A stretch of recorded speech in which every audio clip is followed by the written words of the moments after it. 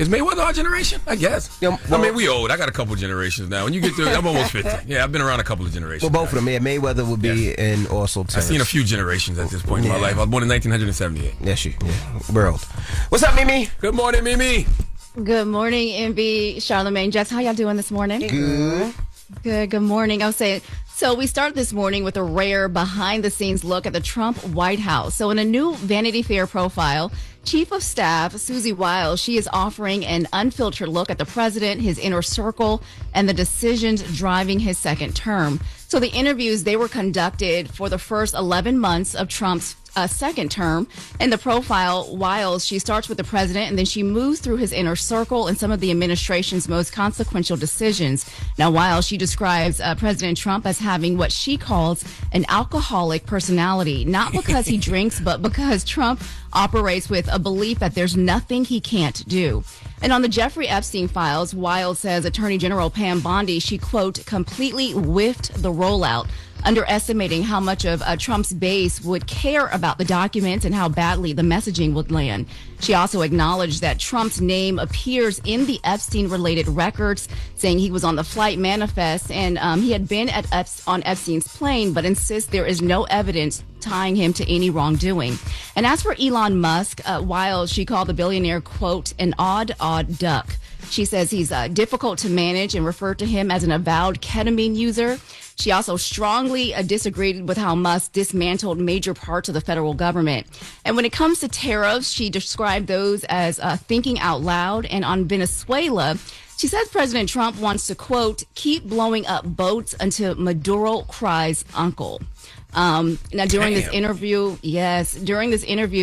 now Wiles, she's now pushing back, claiming that Trump is on a political retribution tour. Oh, she's pushing back on the fact that people are claiming that Trump is on a political retribution tour, but she did carve out one exception, saying that a New York Attorney General, Letitia James, she might be the one retribution, pointing to that roughly $500 million civil lawsuit that James won against Trump. Now, after this profile was published, Wiles accused Vanity Fair of taking her comments out of context and portraying the administration as chaotic. But the journalist behind this story, Chris Whipple, he is standing by his reporting, noting that the interviews, they were recorded over 11 months and that there are audio recordings that exist that will back up each one of these quotes. And the White House, they quickly rallied behind Wiles, and of course, they are calling this fake news. Let's hear what Caroline Levitt and J.D. Vance had to say about this Vanity Fair article. This is, unfortunately, another example of disingenuous reporting, where you have a reporter who took the chief of staff's words wildly out of context, did not include the context those conversations were had within. And then further, I think the most egregious part of this article was the bias of omission that was clearly present. And we see a lot of this when dealing with the media every day. You know, many people in this building spoke with that reporter, and those comments were never included in the story, probably because it didn't push this false narrative of chaos and confusion that the reporter was clearly trying to push. Sometimes I am a conspiracy theorist, but I only believe in the conspiracy theories that are true.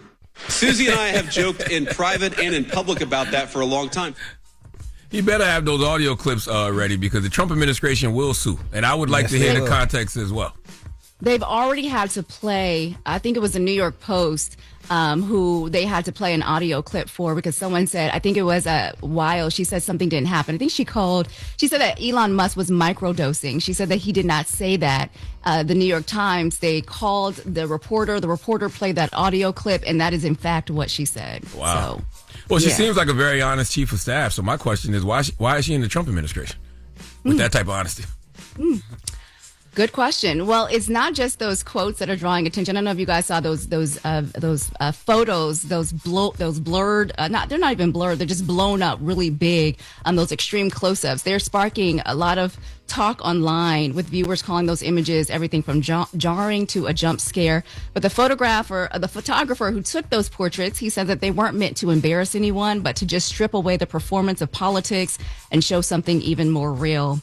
So those photos are making their way on social media and actually trending this morning. So if you haven't seen them, take a look.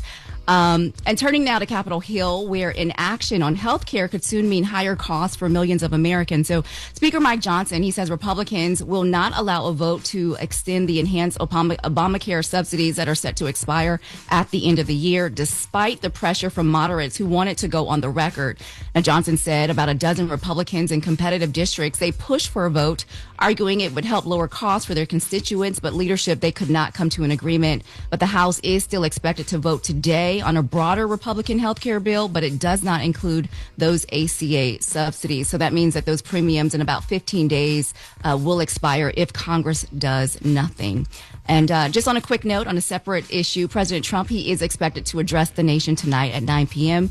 At the White House, delivering a live primetime speech and expected to touch on issues from border security, the economy, and what's ahead in the coming year. So we will watch that and report on that tomorrow. He about to lie to y'all and tell y'all that y'all not feeling everything that y'all feeling.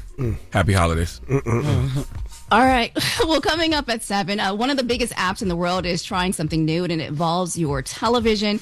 We'll tell you what's changing and why it matters in the next hour. All right. And everybody else, get it off your chest. 800-585-1051. If you need to vent, phone lines are wide open. You can call us up right now. It's the Breakfast Club. Good morning. Ray! Yo, Charlamagne, Envy, what up? Are we live? This is your time to get it off your chest. I got an indoor pool, an outdoor pool. We want to hear from you on the Breakfast Club. We can get on the phone right now. He'll tell you what it is. We live? Hey, Drea. Hey, DJ Envy. How you feeling, Drea? I'm feeling good. Okay, I want to give y'all a huge shout out because y'all allowed HBCUs to get recognized during Norfolk State homecoming. I want to thank you, Charlamagne, Jess, and Loren. Hey, I mean, you know, I went to Hampton. No, she was like, y'all recognizing HBCUs. You know, I went to Hampton. Lauren went to Delaware State, but I just love all the HBCU love. I got an honorary degree from South Carolina State University. Shut your ass I up, do man. got an honorary degree from South Carolina State University. And my mom is an alma mater at South Carolina State, and I got a Ford and a scholarship fund at South Carolina Salute State. to your mama. But yeah, we just like to recognize all the HBCUs, man. We really love them. We respect them, and we try to do as much as we can to support them HBCUs. Did you go to one? Yes, I went to Norfolk State. Sorry for you. But I do have a question for you and Charlamagne. Yes. I am part of the NAACP at Chesterfield, and I'm throwing a huge sneaker ball for the kids and their moms. I wanted to raffle off y'all books and possibly Jess's eyewear. Is there any way that I could do that? Of course. Easy call. That was easy. If we just put you on hold, I'm sure I got my books up here. Charlamagne has his books up here. I send you my books. I send you my comic books. I send you a whole bunch of stuff. Will y'all sign it though so they know it's real? Absolutely. Yes, absolutely. And we're going to put you on hold. And it says you're going to Justice Comedy Show tomorrow. Yes, I am. I want to let you know that I will be there in support. And I'm proud of you, girl. Dope, I'm proud of you too, baby. That's where you can get the messy vision. I'll have like a box of stuff for you then. So you can just get that from me. Okay. If you come in, I'm still in my Breakfast Club. Absolutely. Thank you. Now the auction is for adults, correct? Yes, it's going to be for the moms. Okay, because we got a bottle of Kevin Hart's liquor too we can sign and send out there as well too. That'd be pretty dope. Please, y'all, this is my first big event, and I'm doing everything by myself. Signing Kevin Hart liquor? Why not? We trying to give That's like exactly. What the hell? We trying to give a bunch of things to give away, man. That's just a whole breakfast. You know what's crazy? That's crazy. I got a Kevin. This is his merch for his liquor. You want to send him that shirt too? No, but I'm wearing his sweatshirt. That's crazy. You bought that. Listen, send it all, and if y'all want to come, y'all come too. Just send it. Well, I'll get some more information about it from you tomorrow. Thank you, babe. And get her address and stuff. And where's it at? Where's it gonna be located? And can people go? How can they donate? Give all the information. People you might want to support. Yes, I'm nervous. It's the NAACP of Chesterfield in Richmond area. Okay. And it's going to be April 5th, but due to me being my own committee, I'm starting early. So you can donate, but can I call back in with that information because I have to run it by the president? Of course. Yes, ma'am. But we'll send you that information. We're going to put you on hold, okay? Okay, thank you, y'all. Hold on. Merry Christmas. Happy holidays. Make sure she get her pack too, She's on man. line too, Eddie, please. Make sure she get it before Christmas, Eddie. Get it off your chest. 800-585-1051. If you need to vent, hit us up now. It's the Breakfast Club. Good morning. It's a new day. This is your time to get it off your chest. Wake up. Whether you're mad or blessed. It's time to get up and get something. Call up now. 800-585-1051. We want to hear from you on the Breakfast Club. Hello, who's this? Good morning, it's Nika. Nika, what up? Get it Easy, on. Nika. Good morning. Hey, DJ Envy. Hey, Uncle Charlotte. Good morning. How are you? Hey, boo. Hey, guys. What's up? Okay, so first and foremost, I want to say that I am forever grateful for my job. Yes, be right. grateful for your job. But she said there's a but. What's the but? Yeah, the but is, you gotta come back to go to work and just smile and hear people ask the same questions. Oh, where's my check? Oh, do you got my package? And yeah, it's why I'm not getting no mail and I ain't seen my light bill in 4 weeks. Oh, you work at the post office? Sir. Yes. Oh, that's a good job. Yeah, it is. But those are all valid questions. You looking for your mail? You looking for your package? You want to know where the light bill at? Office, ma'am. Yeah, those are valid questions, Mama. She's sick of it. Listen, I deliver what I have. I don't screen the stuff. I just give it out. What they give me is what I give you. No, it's your fault. I don't even know you to be giving to you. Where's my check, Nika? You know my check's supposed to be coming, and I need it before. I get what Friday. she's saying, though. I get what she's saying. Like, don't act like I'm the one issuing the check. You know what I mean? Yeah, and then it's the worst one of them all. Stay dry. Oh my God, I hate that one. Hey Nika, can I ask you a question? Don't you feel like you got to be a certain age to work at the post office? Because I love the post office in our town, but they got some really older people there who can never find the packages, but the packages be right there. Yeah, all the time. I literally got to go there. They don't want to leave. They don't want to leave. They need to leave so that people like me can move up and get better routes and get they got the routes with the apartments only. They don't go outside. They don't see no outside until it's about time to go home. They don't want to leave. They've been in the post office 40, 50 years. Never want to leave. Don't got nothing else to do. They don't want to travel or nothing. Nika, you ever got chased by a dog? Yeah, I got bit by a dog last year. Damn. My first time. For real? I've been in the post office for 11 years, and I got bit by a dog. What'd you do to the dog? What'd you do, Nika? What'd you do to the dog? I didn't see the dog. I was in my own world. It was a stray dog on my route, and I turned around, and oh my God. Honestly, I think we both panicked because it was a pit bull. He could have done far more damage to me. It was 2 of them. Yeah. What? But I just got I got 2 light bites on each of my arm. I think they were playing, and I think we both just panicked. They wasn't playing. That's what it was. I ain't gonna lie, man. I don't see enough videos of people getting bit by dogs. Shut up, man. People getting bit by dogs. Why would you want to see those type of videos? Because it's funny. I got bit by a dog before. Getting bit by a dog is hilarious, bro. No, it's not. I actually Yes, saw a mom carrying her son got chased by a dog. She was on her way taking him to school, and that dog dragged her. Damn. Yes, that is not funny. It is not funny. Thank you, At Nika. all. I was terrified. I was shaking. I didn't know what to do. I took them 45 days off of work because I was hurt and I was traumatized. Okay. As you should have. Thank you, Nika. Goodbye, Peace, Nika. You have a good one. All right? I got bit by. Thank you. Y'all have a good one. Love y'all. You too. I got bit by Toto from Wizard of Oz, man. One of them little dogs like that. You was working at the post office? Yes.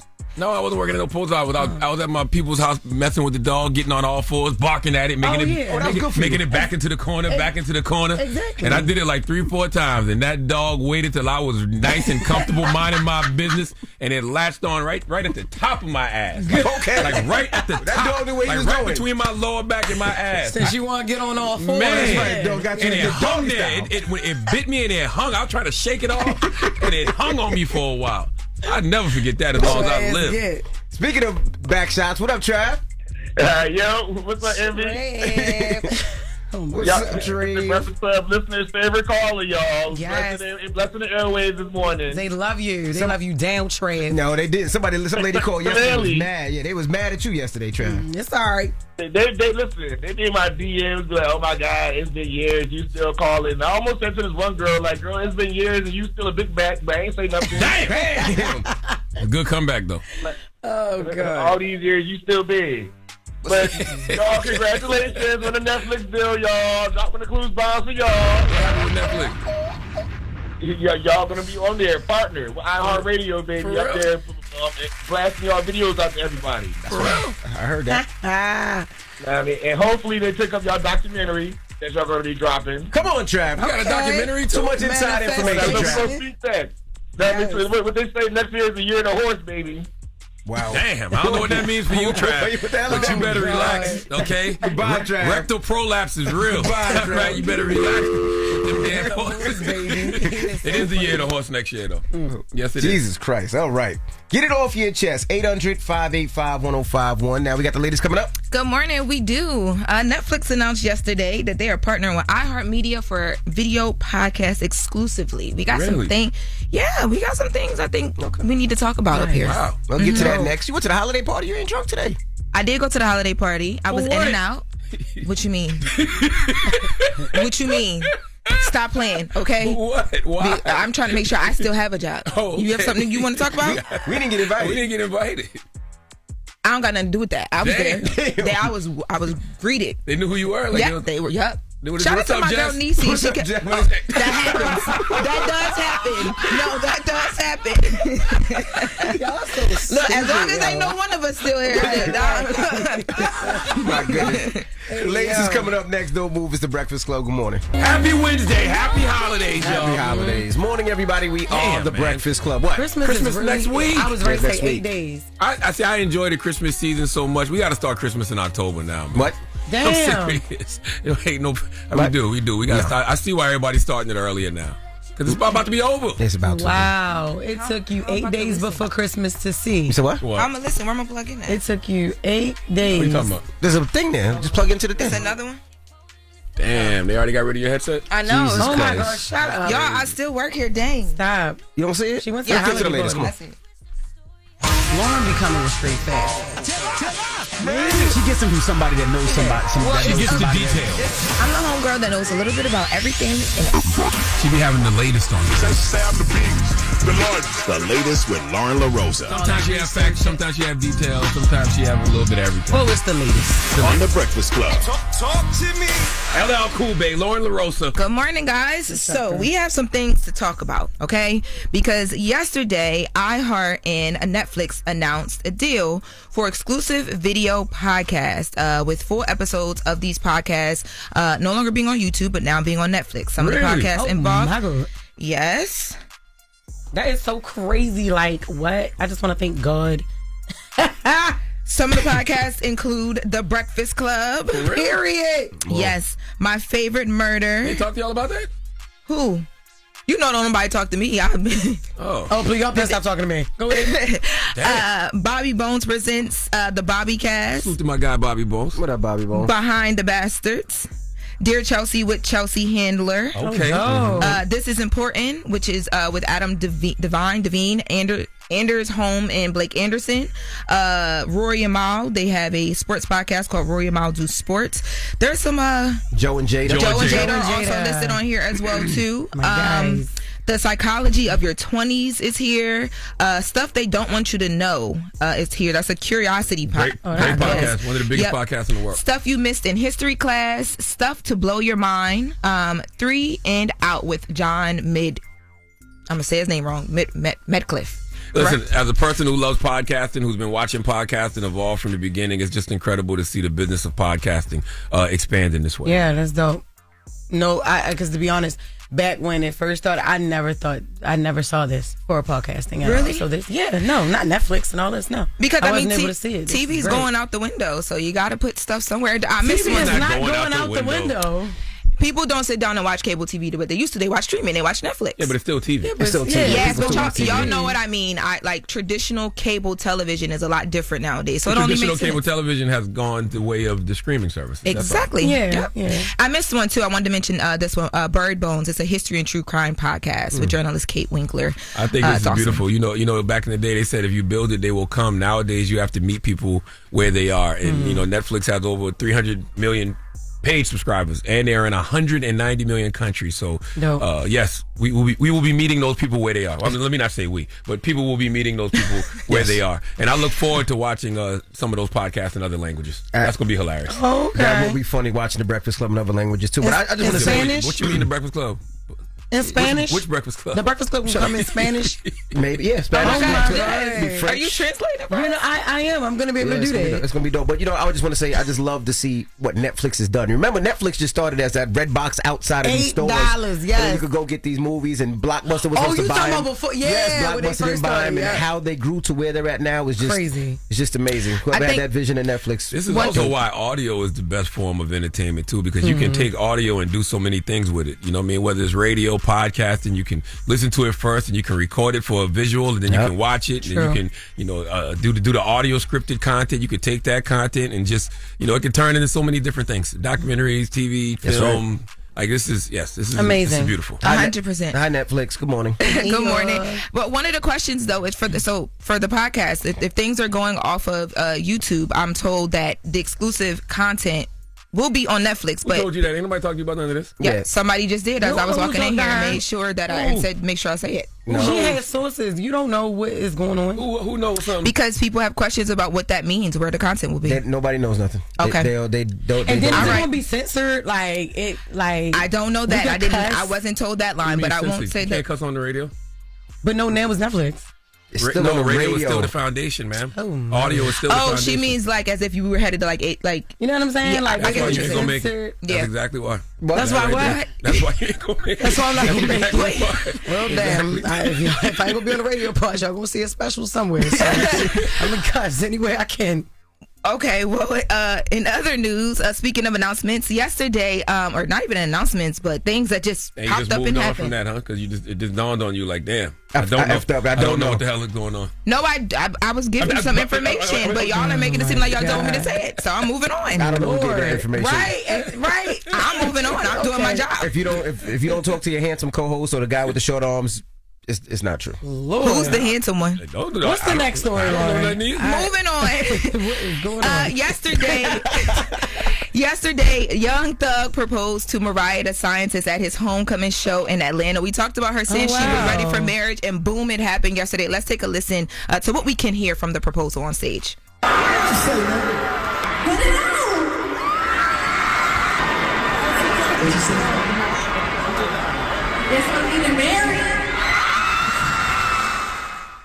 So there's like the huge stage. She's on the stage. Behind Mariah is "Will You Marry Me?" She turns, and Young Thug is down on one knee.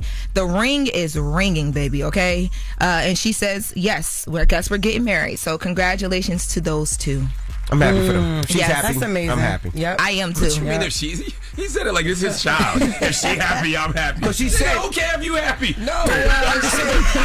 Meaning if she's happy, we should be happy. She just, she talked about it yesterday, that she wanted to get married, she wanted a family, she wanted children. If she's happy, we should be happy. And sometimes you gotta leave a person to get exactly what you want. Remember, she had left them, and then he started professing his love. Yes. And then she got just talked about it yesterday. She wants to start our family. She wants to be married. She's happy, we happy. That's why Envy happy, because he remember being up here under this table. That's right. Damn. Why you threw that back at me? Because yesterday you was talking about my boss spot. Now talk about her ringworm. You should talk about her ringworm. Don't play with me, Jess. Why would you really? You know. That was a near-death experience. Time to wrap up. Exactly. It's Christmas time.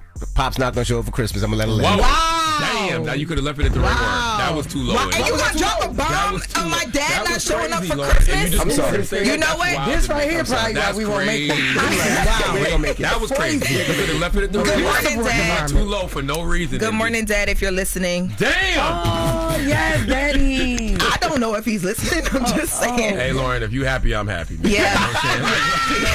If you happy, I'm happy. Now, in the next hour, as we wrap, Ray J called me yesterday because he wanted to clear up some things about his ass. Why you ain't pick? I called you too, Ray. Why you ain't pick up for me? Nah. He didn't know to pick up for you. Right, exactly. I needed to get some laughs off real quick. What you gonna say to Ray? It don't matter. I needed to pick. I called him. He ain't pick up. God damn it. Well, he called me and we cleared up some things about his ass, so we gonna talk about it. You talk about his ass? Yes.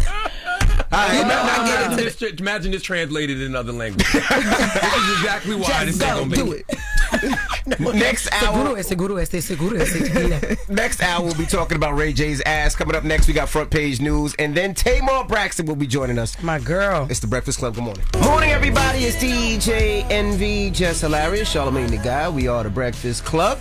Let's get back to some front page news. Now, salute to all the New York Knicks fans. Let's start off with sports. Last night, the New York Knicks won the NBA Cup. They beat the San Antonio Spurs 124-113. Jalen Brunson was the MVP, 25 points, 8 assists, and 4 rebounds. Also, we got to salute to Terrence Crawford. He announced himself retiring. He's 38 years old.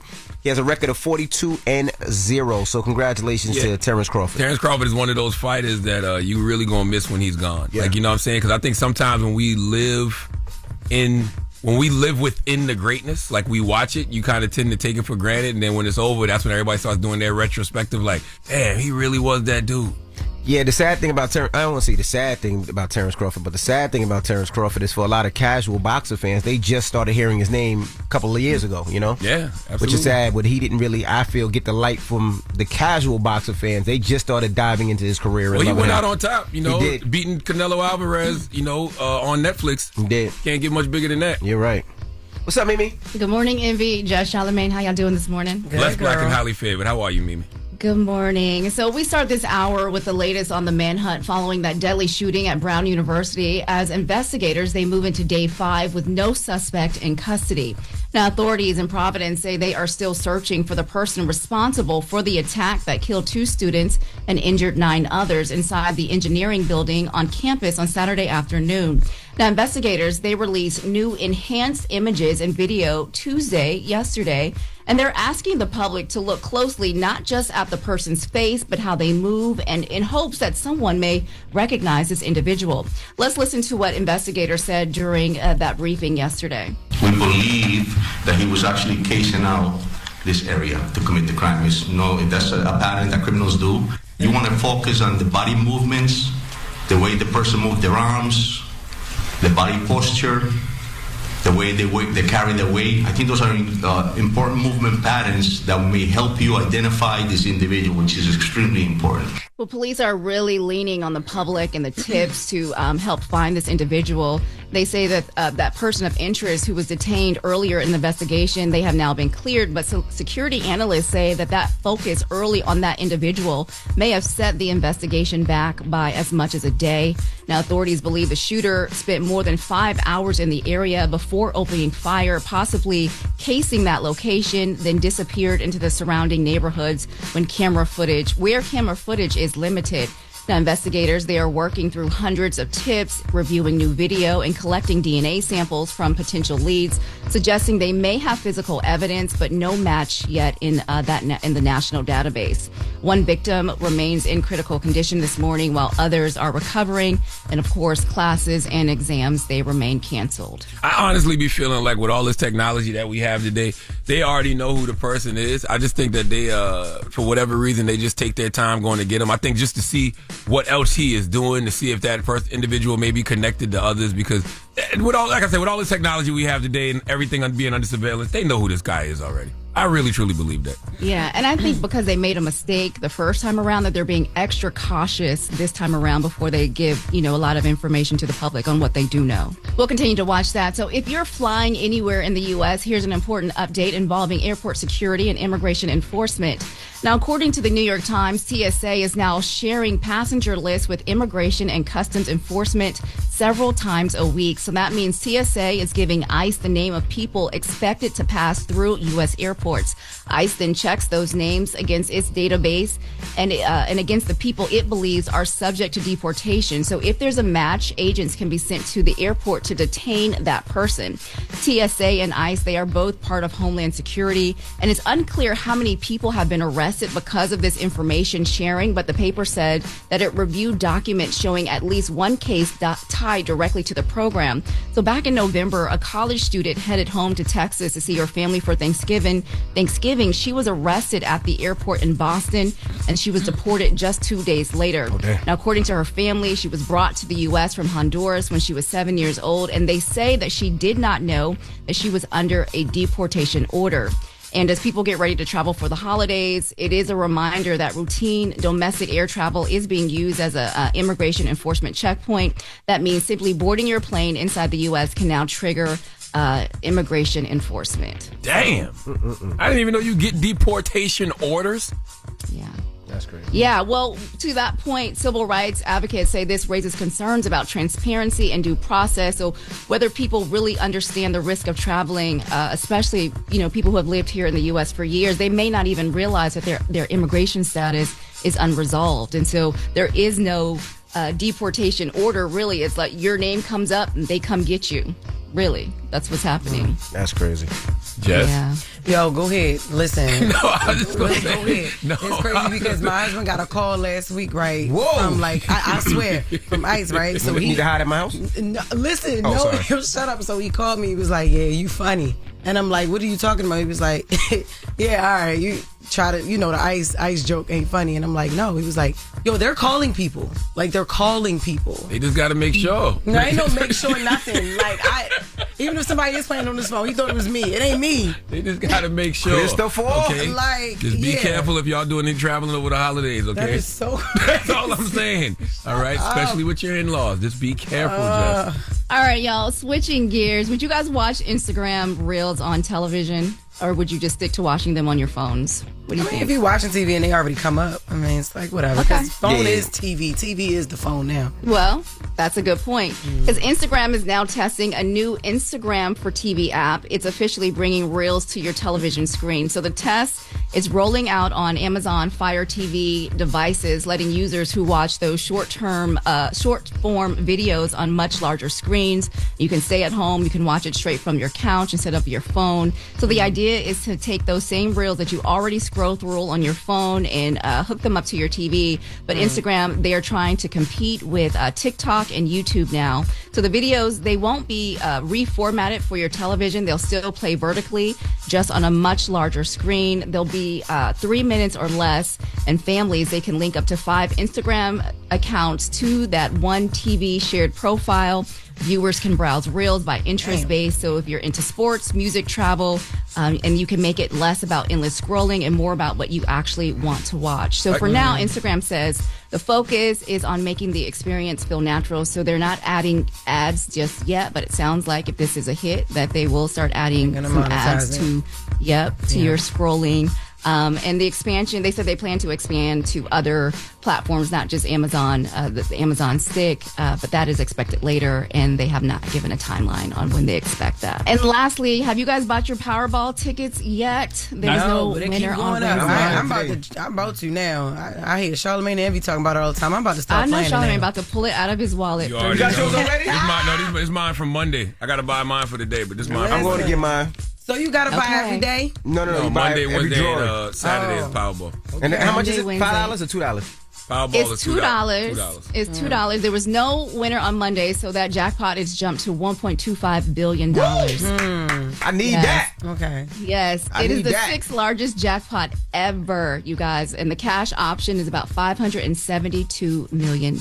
Jesus Christ. And how much of that, if you win, how much of that do you got to pay? For $572 minus taxes. So half of that. What the taxes be? Like half of that. Around half. Damn. All right. Yep. So you better get your ticket tonight. The drawing is tonight. And we'll see if there's a winner.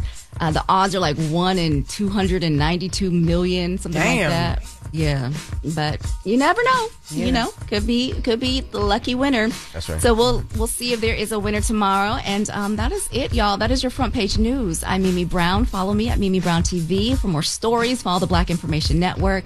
Download the free iHeartRadio app or visit BINnews.com. Thank you, Mimi. Thanks, Mimi. Thank you. All right. When we come back, Tamar Braxton will be joining us. So don't go anywhere. It's the Breakfast Club. Good morning. Morning, everybody. It's DJ NV, Jess Hilarious, Charlamagne the Guy. We are the Breakfast Club. Loren LoRosa is here as well. We got a special guest in the building. Yes, indeed. Her new album, Heartbreak Retrograde, is out right now. Ladies and gentlemen, Tamar Braxton. Hi. Welcome back. Hey, friends. How are you? I'm excellent. Word. You look good. Do I? Yeah. What you mean? Do you? Yo, Q, she asked you questions and she looked good. You got to do a better job, Q. Damn. Thank you, friend. How you doing? How the kids? How Logan? Kids? I won. Logan is great. Logan is great. Yeah, he's on break, and so, I can't even reach him. No, I'm not mad at you. Yeah. You got a lot going on. I new album. See, I'm going positivity. Yes, that's great. Heartbreak Retrograde. Yeah. Yes. What does retrograde mean to you, like emotionally? Well, like Mercury retrograde. Yep. And so it's like a long period of time where like things are just like not adding up, not making sense, where you just like feel like you're not yourself. And I chose to take it as something that is positive instead of a negative. This is a time where I can evolve. I can be myself and figure out things that will best suit me in the future. And I feel like, I want to say this. You know, Heartbreak Retrograde was born here. What? Really? The last conversation that we had about cheating. Yes. So Heartbreak Retrograde is about a woman who cheats on her spouse and breaks her own heart by breaking his heart. Because you talked about it, that you cheated on an did. ex and you heard about it. Yeah. So are these old wounds resurfacing, or are you finally releasing them? I'm releasing it. Okay, you know, and I couldn't figure out, remember I was still feeling bad about it. Yeah, you wouldn't really talk about it. I couldn't figure out how to break it. And, you know, putting together this project along with the movie was very therapeutic for me. And so I'm just so grateful about it. Did you ever call that ex and have that conversation? I did. How did that go? Well, okay. So we went out to lunch and I explained to him that this was about that portion of the relationship. And he appreciated that. But there were some things about the movie that he didn't like. So, you know what's so good about this? I don't know. 2025 is the year of the snake. So we got 14 days left to, shed old habits and embrace personal growth, just like a snake sheds its skin. Yes. So this album, it's divine timing in a lot of ways. It healed me. And I believe it's been a lot of people like, oh my God, I've listened to it. And I feel like this is the medicine that I needed to get over my Heartbreak Retrograde. Wow. Yeah. And what didn't he like? You said he didn't like parts of it. What didn't he like? I think that it was a lot of ego. You know what I mean? Because it was based on a true story. It wasn't everything that happened, right? And so he was just, I think it's hard to see your ex or somebody that you once cared about or care about in those positions with someone else, because I'm sure it brought him back to that moment. Did it reunite feelings when y'all had that dinner? Did y'all did anything like sparks pop off and say, let's try this again since we're being so open, or nah? I don't think that person is healed in that capacity for that. Did you cheat on him? Well, not necessarily. It's a long story. I'll tell y'all off camera. Okay. Okay. Because women don't ever have that conversation. Men do. We're exactly. honest. Yes, but and I think it's time to have that conversation. I think we need to normalize that it's both of us. That it's not just men. It's women too, because just like the same reasons why, a man will cheat is because, things are not all the way together at home, or things not all the way together with themselves. It's the same thing. Women go through the same thing. Well, Charlamagne don't cheat. So. Explain to her what you mean before you trigger her. Please explain.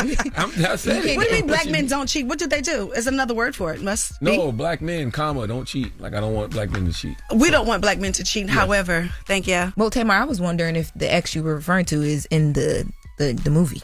You tried it? No. Okay. Gotcha. All right. I just was wondering because absolutely not. All right. Who, Medicis? Oh, no. Stop it. Y'all don't believe that. I wasn't talking about that. Because let's just go ahead on and bring this up, because I know y'all can't wait. So but let's just talk about common sense. And first of all, we've been knowing each other a long time.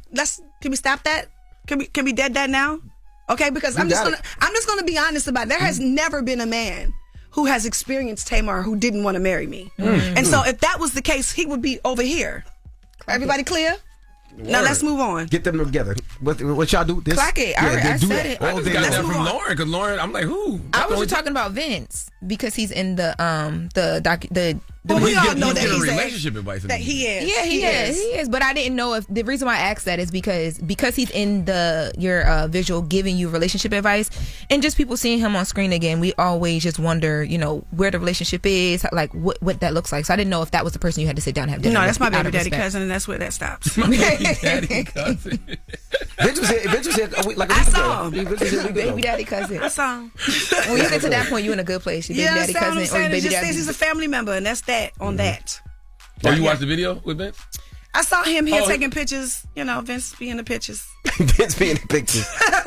Vince being the pictures. They was killing Vince when Vince was sitting in the background. They was like, there go Vince back there with his mouth open. Leave Vince alone, man. So we love Vince. Was this album about reliving heartbreak or reclaiming your power from it? It was about taking accountability, and being responsible for someone's hurt that I caused.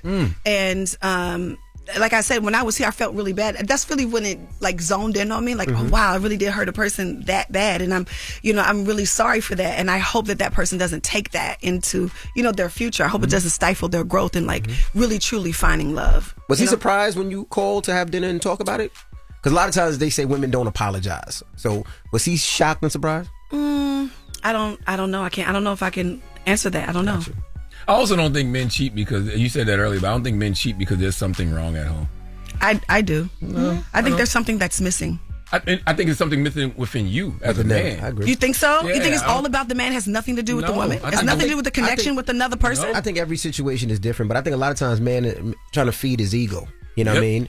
And I think that's the main. I think men need to grow up at times, and I don't think they've got to the place where they understand what the word love really means and what it really is. Because you don't really love yourself. Correct. And it's like it's like pouring water into a cup that ain't got no bottom. So you just constantly think he's filling this, and it's not. That's why most of the time you feel very empty after you cheat. But what if you can't reach that other person? What if you can't reach your partner? Well, yeah, that's a different circumstance. Yeah. Like, I'm not saying that there can't be times when it's problems at home, but it's really the guy. Yeah. Well, I learned something today. I didn't know that. Okay. How did you feel, like on the other side? Like, did you feel like it was something missing, or did you was there like some self-searching you had to do when you It was decided to definitely cheat? some healing that I needed to address. And also, I was just really confused. And if I'm being honest, I just wasn't ready. So was there any moments while you was recording this album where you had to stop because it was too real? Yeah, a lot. And the film too. Because it just brought back a lot. Like, I'm gonna tell you one part that was really, really real. He shifted, once again, you shifted my uterus. That is what he read. Oh, that was a real text. That was a real text. You got to explain for the people. So we know what the that means. He's having flashbacks. See that? You mean he shifted your uterus? I said once again. So in the Once visual, again? Why would you say that? Like, that's such a harsh thing to He's not talking say. about you. Calm down. I'm just saying, you already cheated him. You have to say that. You have to give all that detail. But when a woman really understands and falls into her masculine energy, we become you all. And that's what that text was. I was just basically macking. I ain't never said, I'm just man, you being put honest. my in yours. The what? I've never told a girl. I've never told a woman that. wait, What you mean? Is than yours? Yes, imagine a man cheated on you and then told you that the woman he cheated with was in yours. Oh, okay. Is that equivalent? I don't know. Did somebody move in your That uterus? point doesn't matter. I'm just trying to hurt you because you hurt me. No. He went through my phone and read that. And did you clear that with the person that you actually, your ex, before you put that in the visual? Because that, I know that still hurts, and he had to watch it. Yeah, but I only have to address it with honesty. You can't have accountability without honesty. I had to have honesty. That's it. That's it. I had to address what I know that hurt you. That's different.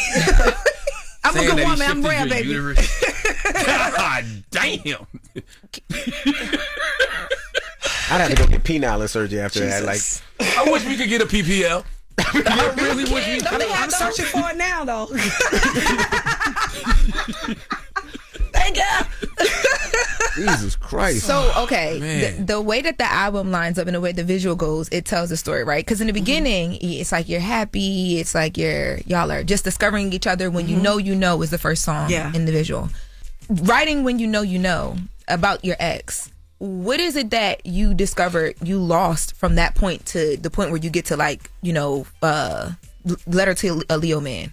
What you mean? What changed in your relationship at that point, or what changed in you where you were like, okay, I just was so sure about this, and then it went from so sure to you met somebody else and you just completely forgot about what you were sure about? I didn't meet nobody else. I basically revisited something that I wasn't. Your ex came back. Completely over. And if gotcha. I'm being honest, I was honest with that person about that when we first started dating. We were still talking, but we were still platonic, but I still had feelings. And I told that person. For the uterus shifter or somebody else? For the uterus shifter. You're something else. He's really hurt. I don't know if you know. He's really hurt over there. I would devastated. It's bringing back keep flashbacks hurting for him. him. Explain. Thank you. Though, what's that conversation like then? Like when y'all first meet up and you're like, okay, I want you to know I still got feelings for my ex. Yeah, but I never thought that I would act on them. I just thought that they were feelings that would eventually go away. Does that make sense? Yeah. Because I think that when we're in the single outside moment, sometimes we go into situations having unresolved feelings, right? That you never think that you're going to like revisit. And I think that's honest. And I think that's normal. You're not going to, like, especially if you really truly love a person and spend time with the person, it just doesn't go away overnight. That's why you can't be laying down with everybody, because you really do be exchanging energy. You really do. And there is a piece of you that you have shared with that person forever. Like, you can't people. Yeah, but I was very, very sure that I wanted to be with the other person. The person after the ex. I was very, very sure. Does it hurt you to talk about it over and over and over again? Does that bother you or no? You have no problem? I'm completely healed. Yeah. So safer on the project, right? You talk about like, I feel safer beside you. You make me want to press rewind. Or which person are you? Both. Anybody been in love with two people at the same time? Nope. Yes, you have. Never. Yes, you have. What do you mean? No. Of course you have.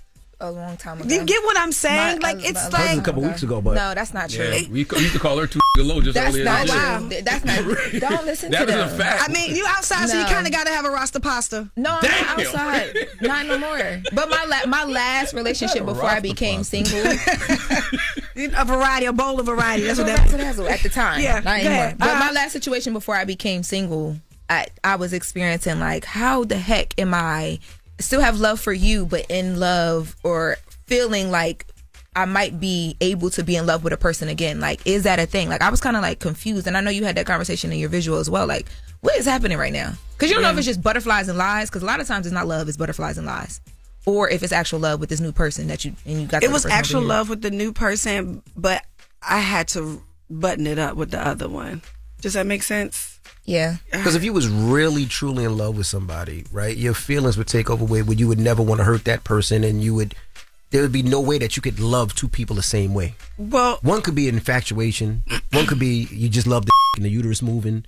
One could be just a butterfly. Clip that, please. So don't clip that. Don't clip that. Don't clip that. Whatever you do, don't clip that. Or it could be the memories. Or the what could have been. And am I walking away from something that is truly meant for me? You know, was I mature at the time? Was I, healed at the time? Was I a good enough woman? Did I understand myself at the time? It was all of those things that I had to figure out, with those two situations. And I regret that I hurt that person. I really do. But I don't regret that I found myself. I love this honest conversation. Yeah. I mean, I do. Do you feel lighter now that this music is out? I do. Okay. It really, truly helped me. It really did. Do you feel exposed in a way? Not in a scandalous, bad way as some people want it to be. No. Now, if somebody dates you now, can they truly believe that you're into them and not possibly have feelings for an ex or possibly? Well, I was honest with that person. I'm going to be honest about it. Hey, we're grown, and I hate that I'm outside. I don't believe I'm supposed to be. However, I am, and I'm just too old and evolved and just secure to just sit around and play a game. I don't really have time. Well, how's dating for you now? How is that going? I'm not really doing a lot of it, but outside sucks. That sucks. That's it. Are you intentionally dating, or are you just like having a good time again, a little Rasta pasta? I am not having a good time. I'm not having a good time. But it is what it is. And, I feel like now I put myself in a position to really, truly be with my person and get it and get all that comes with it. And I'm ready for it. And so that situation will never, ever, ever happen to me again. So what does being lighter feel like? Because you said now that the music is out, you feel lighter. What does that feel like? Okay, so when you really, truly let something go, guilt go, that's what I feel like. I've completely let it go. I'm telling you, this is the perfect time to do it. This is karmic. It's the year to snake. Is it really? Yes. Yeah, he been and it's a 9 year. I love that about you. And it's a 9 year, so 9 is the highest level of change. So Yes. all of this stuff, you're literally supposed to shed all of this like a snake shed. So it was supposed to happen, huh? Absolutely. It was supposed to have this conversation a few, 8 months ago? Months ago. To put this record together, get with Tricky, put this record together, make this film, try to make my wrongs right, and grow from it. Wow. Yeah. Well, you did make your wrongs right. You owned up. You did what you had to do. Now it's on them to heal. But you did what you were supposed to do, I think. Why, thank you. I think so. So what did heartbreak teach you that like success never could? Personally, about yourself, what did heartbreak you? Well, I've been let down in both areas. I think one of them I can control and one of them I can't. Yeah. Heartbreak I can control. That will never happen to me again. So what version of Tamar walked into the studio? What version walked out? Well, I came in here a little heavy because, You're not talking about this studio. You're talking about when you did the album. No, this studio. Talk about the studio. Today was rough for me because I think that sometimes, like, it's a lot. Right. And I have anxiety, and I know, and I recognize that I'm not on my medication right now.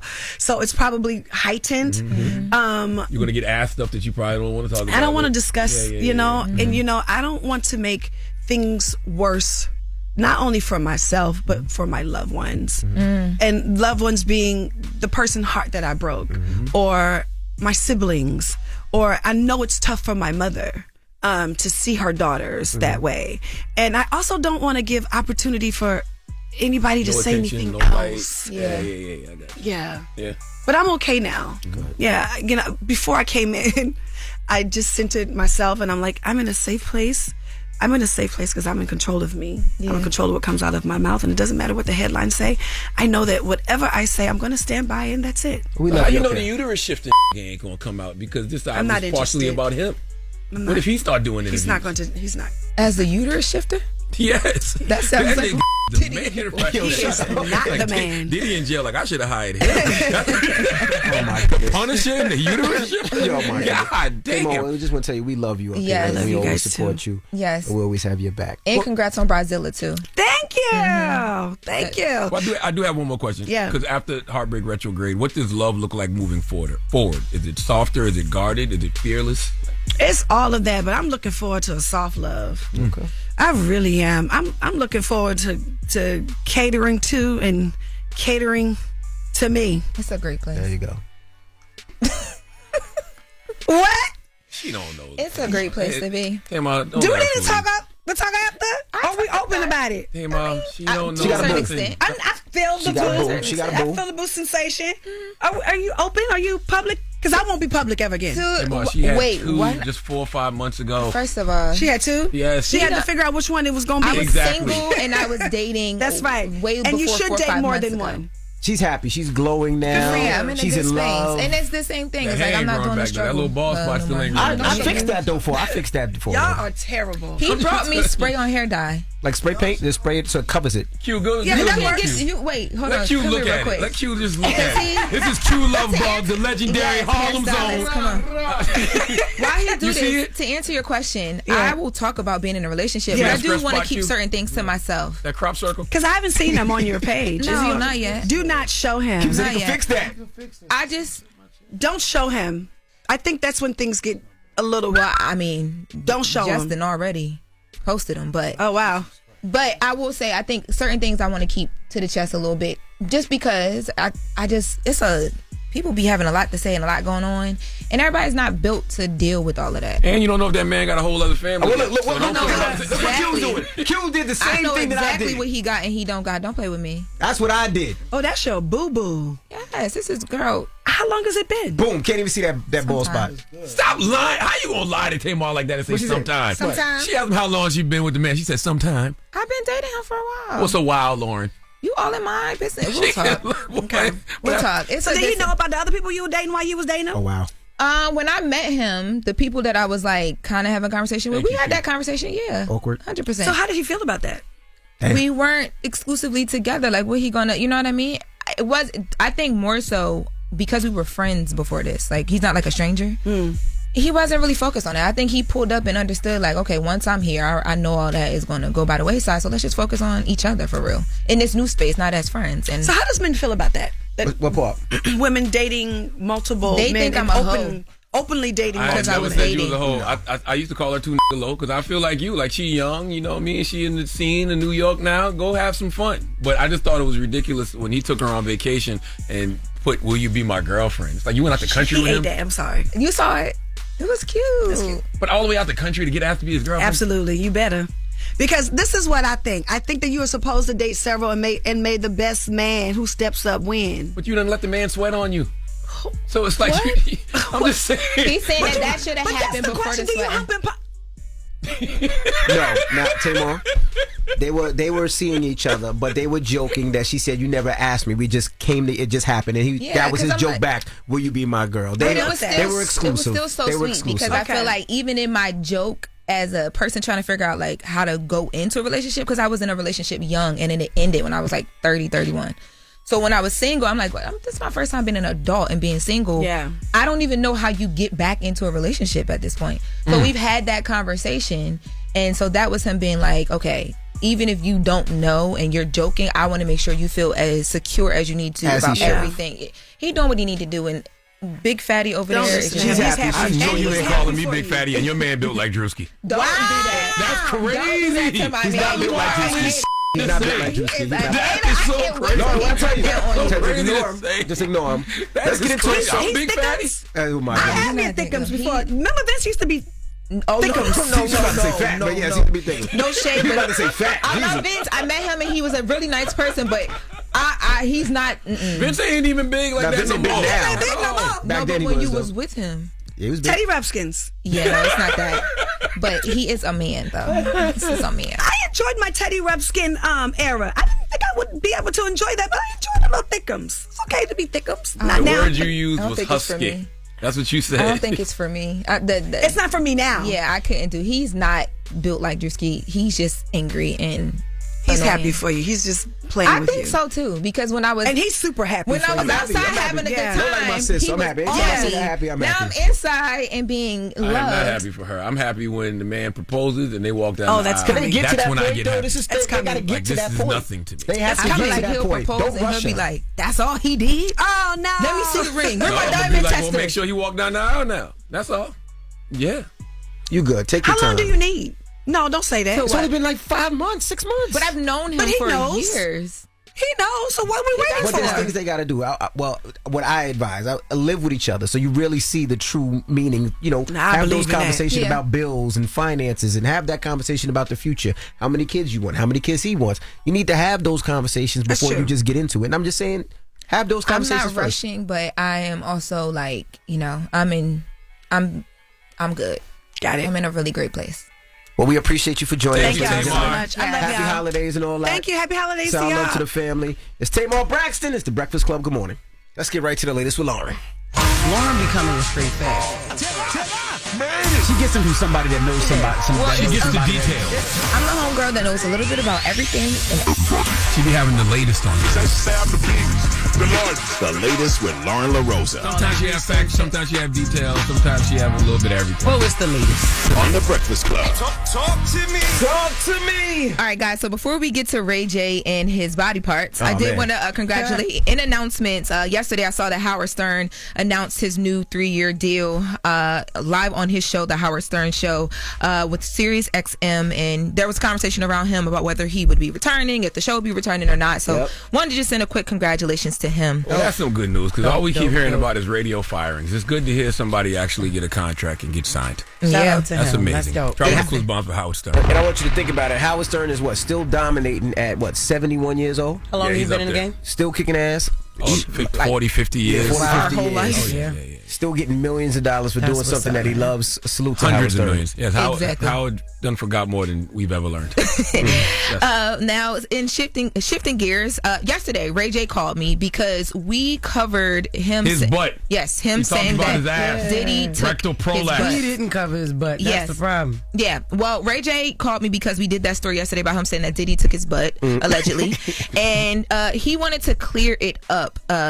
Ain't no clearing that up, Ray. He said it clearly. Ray know what he was doing. That wasn't AI. Let's take a listen to what Ray J said, and then then I'll let you guys hear him clear it up. Let's take a listen to what Ray J said about Diddy taking his butt. Number one. My ass been open more than it's been ever in my life. Should I say I have to take Everybody, you got one? But girls don't do that. My running. Diddy took my ass. My ass been open more than it's been ever in my life.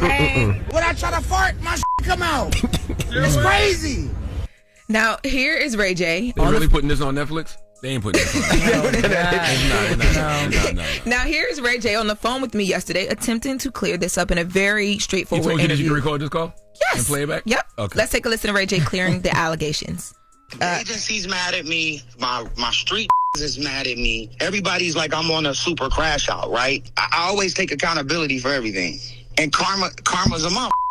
But I'm in character being Lil Rod, and guess what? I shouldn't have did that either. I shouldn't have been talking about Lil Rod. He might have, I don't know if what happened with his ass, but I was insensitive about his ass, and then it turned on me. It turned on your ass. It turns again, so I'm looking at it, I'm like, I said the same ass is runny and all that shit on the bus talking about Lil Rod. I'm in character. I'm telling the homies this is what he said, and then they clipped it right there, but this is not okay. This is not okay. Yeah, I'm glad He's you're a good guy, and he would never take my ass like that. I feel like I said that. Didn't I say that? I feel like he was acting like somebody else. Yes. Yeah. I mean, we caught in the middle of the joke. Right. Yes, we're always caught in the middle of the joke with Ray J. No. I mean that like the camera caught him in the middle of the joke. Right. Like, yes. Everybody knew he was pretending to be Little Rod or somebody, or being one of the victims from the doc. Yep. Yeah. So he says that Sheila was live because I told him, I was like, I tried to find more of the video, but I couldn't. Do you have? He said she took it down once it went crazy, but that's what was happening now. He also says because I'm like, well, why would you just be outside acting like Little Rod? Like, why even give people that to be able to clip? Let's take a listen to what Ray J said. Why are you outside in public in character as Little Rod? Like, why? Because is telling me, okay, so just like y'all post everything, 50 posted it, it went viral. Saw me on the bus talking about it. So when I was in the casino, everybody was talking to me about what they saw, and they was like, that was wow, funny, y'all. And we just started getting into it. Got you. I wouldn't troll on my own ass because I don't troll my own ass. Don't you think being outside in character as Little Rod is trolling on your own ass? It's not trolling on my ass, it was trolling on his ass. Okay. And I think that's the karma behind it, is that I shouldn't have been even talking about it and joking about it, because look what karma did. It made people think I was talking about my own ass. First of all, Ray J knows what he's doing. Dropping a clues bomb for Ray J. We are all part of the Raygorithm. Okay, it's a lot of different algorithms, but then there's a Raygorithm, and you know, Ray J creates his own Raygorithm every day. He's doing it right now. He called you yesterday, told you to record him, and now you playing it back on. He didn't tell me to record him. He said, can you please clear things up about my behind? And I said, what if you did it yourself? Can you speak to the people yourself? Yes. Either way, this is the Raygorithm for today. And Lil Rod is owed some money. Everybody need to pay him because all of this is built on the trolling of his ass. So like, he need to get some money, man. I know he started on the shoulders it, of Lil You Rod. can't get on no documentary talking about sometimes you woke up next to girls, sometimes you woke up next to Diddy, and just leave that out there. And he was sore. And you was sore? But now it's still. Yeah, I feel like you trying to make me laugh. But no, he wasn't laughing.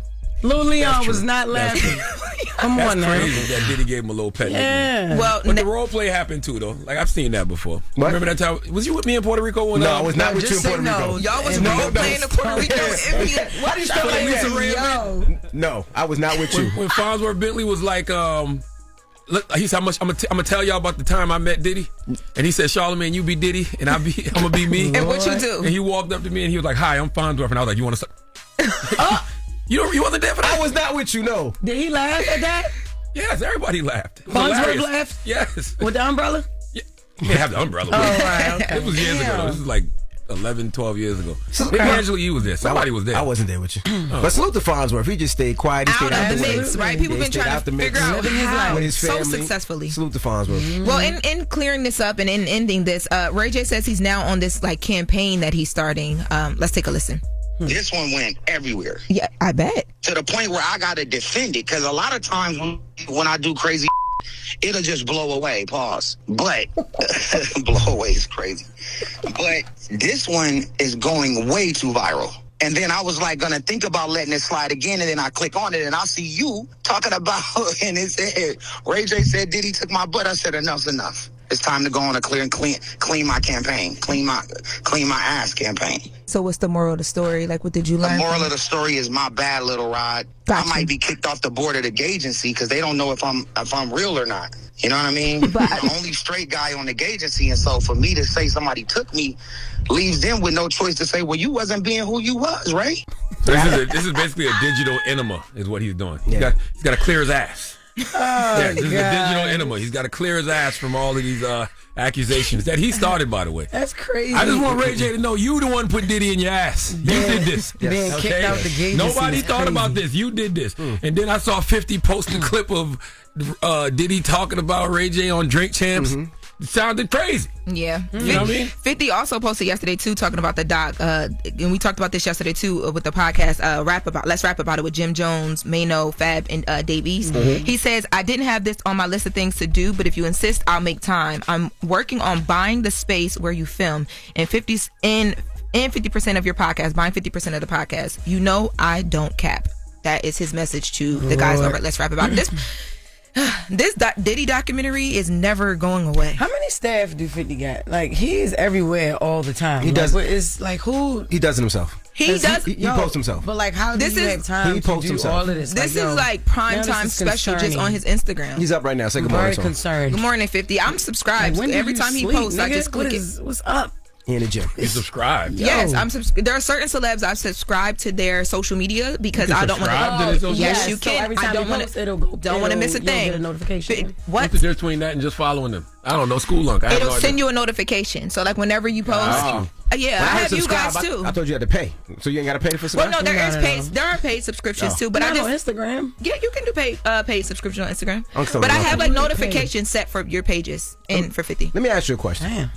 You think the executives of Netflix woke up this morning and be like, is that the show we want? We're talking about Ray J's ass all morning long. Hey, yo. Well, I mean, they just did a whole documentary. I was going to say, allegedly. Look, Netflix is with the Yes, ish. exactly. Yeah, okay. I was about to feel bad, like, dang. Okay, well, speaking of asses, Charlamagne, who you giving your donkey to? I'm not giving my donkey to nobody.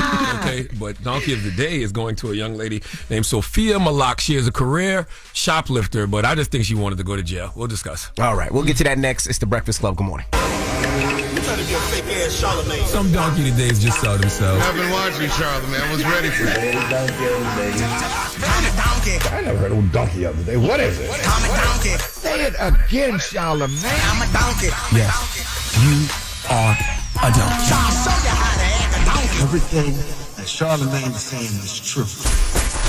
Yes, donkey today for Wednesday, December 17th goes to 24-year-old Sophia Malak. Okay, she is a career shoplifter from Hartford, Wisconsin. And what I've realized during this holiday season is some people just need a warm place to stay. Okay, it's really just that simple. Some individuals, I refuse to believe, are this stupid. They just want to be in jail right now. Okay, they want to be in jail. They need a warm place to stay. I have a theory that some humans are fully aware of the crimes they are committing and how they are committing them. And the plan is for them to end up in jail because they know they will at least have a place to stay for a few hours, okay? A few meals and some heat, if the jails they're in have heat. But that's clearly a risk, some folks are willing to take because there's no possible way some folks are this stupid. But maybe you are, because I've been doing Donkey of the Day every day on Breakfast Club for 15 years. Never a shortage of hee-haws to deliver, and Sophia Malak is the latest. See, Sophia was quickly arrested in a Wisconsin Walmart because she is a career shoplifter, all right, that folks know by name and face. In fact, this most recent time she got arrested shoplifting was the second time in just a matter of days. All right, she had allegedly stolen over $600 worth of merchandise just days prior and was found with a cart full of items, but either Sophia don't know, don't show, or don't care about the police because she decided to shoplift from Walmart while a Shop with a Cop charity event was happening. I can't make any of this stuff up. Let's go to ABC 12 for the report, please. Surveillance photos from a Hartford Walmart December 3rd show a woman walking out of the store with a cart overflowing with more than $600 worth of toys, decor, and clothes. One problem, police say she never paid. Hartford Police Chief Scott McFarland says the woman returned to the same Walmart a few days later. This time, it was crawling with cops. We were kind of incredulous that she would come back, considering there probably wasn't a corner that you could turn around in the store and not see a police officer. Police were there for Shop with a Cop, an annual event where officers help kids fill holiday wish lists. The Hartford police chief says there were more than a dozen officers inside the store with their squad cars visible parked out front. Still, he says she continued to walk inside the store and began filling up a cart. The chief says officers arrested her out of the view of the kids, finding $900 worth of stolen toys in her car. The criminal complaint says she told detectives she would have shoplifted again, but changed her mind after seeing the police presence in the Walmart toy section. It's shop with a cop, Sophia, not shoplift with a cop, okay? She walked into a Walmart. Now, she walked into a Walmart and shoplifted during a shop with a cop event. This is what the Hartford Police Department posted on their Facebook. Unfortunately for her, she walked straight into a Walmart during the one time of year when the store is basically a satellite police station. Right? The police officers knew who she was because they already labeled her a career shoplifter. Sophia, never has a human needed a change of environment more than you. Okay, this is why people send their nephews to live with their auntie and uncles in Bel Air. Okay, this is why Keisha had to move and transfer high schools in the Mara Brock the Kill show based off Judy Blume's book Forever. That's on Netflix. Okay, she needed a change of environment due to the fallout from a sex tape her boyfriend Christian let everybody see. Sophia, you are in the same exact boat. You need a change of scenery. Okay, because if soon as you walk into a retail store, people know what you're coming to do, that's a problem. All right, the Hartford Police Department said with a few quick observations and a whole lot of "you've got to be kidding me," they confirmed who you were and took you into custody right there in the midst of Christmas cheer. My God. They got pictures of her dragging a loaded cart of stolen goods towards the exit, and the cops approached her and saw $250 worth of merchandise in her cart, and she told them that she was trying to get a gift for her kids, but just eventually admitted she was just trying to steal. My God, okay. She said she planned on stealing the goods but decided against it after seeing the number of police in the store. Sophia, if you wanted to go to jail, just say that. Okay, you saw all those cops when you walked in the store. When you was going from aisle to aisle filling up your cart, you saw all those cops, but you was probably thinking like I was thinking back in the day. See, I wouldn't say I was a career shoplifter, but I have shoplifted, okay? But what I would do is walk in the store, take what I want, never nothing serious, 6-pack of Bud Ice, some White Owl blunt, Source magazine, and just walk out. All right, don't try to hide it, don't try to conceal it, just walk in and walk right out. That's what I think Sophia was thinking. In her mind, she thought the police would never think I'm stealing with all them in here, so let me just try them real quick. But also, stealing out of Walmart is crazy because they always got the overzealous person that checks your receipt when you walking out, so I don't even know what Sophia was on. But cops also found $900 worth of toys in her trunk already. And now she faces felony retail theft charges. The Hartford Police Department had a little word of advice. They said if you're planning felony retail theft, maybe avoid the day when the building is basically 30% law enforcement and 70% wrapping paper. Please give Sophia Malik the sweet sounds in the Hamiltons. Oh, now you are the donkey of the day. You are the donkey of the day. Yee-haw. You was about to call them the homotones. I heard you. But the crazy thing is, I was not about to say that. You said give them the sweet sounds of the homotones. That's what you was ready to say. You just want to be on that list so bad. No, I'm not. Like you just I'm not. It's not a day going by. Said the homotones. No, I did not. Anyway. What? Only thing that where she went wrong at, she got greedy. Because I ain't gonna lie. That's a lick.